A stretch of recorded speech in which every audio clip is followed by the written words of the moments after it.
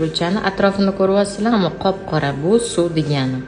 Bitta narsani ogohlantirib qo'ying. Bugungi ko'rgan ikkinchi patsientimiz bu ertalab o'zi soat 9 da boshlagan bo'lsam, endi 10 bo'lyapti-da. Qaranglar. Qora narsa bu yerda ko'ryapsizlarmi? Bitta ham qora narsa yo'q-a. Mana bu kindik. Oysa, ajonlar. 37 haftalik 2 hafta oldin o'ziga tushilgan. Hammasi yaxshi deyilgan yoki ozgina kamayyaptimi? Hammasi yaxshi deyilgan. Gram suv qolmagan. Endi tasavvur qilinglar, oyijonlar. Shuni bilmasdan ayol yuraversa, nima bo'lardi? Ichida o'lib qoladi bolasi. Ko'p eshitgansizlar, suv qolmagan ekan, bo'g'ilib o'lib qolgan ekan ichimizda, bilmagan ekanmiz, kelishadi-da.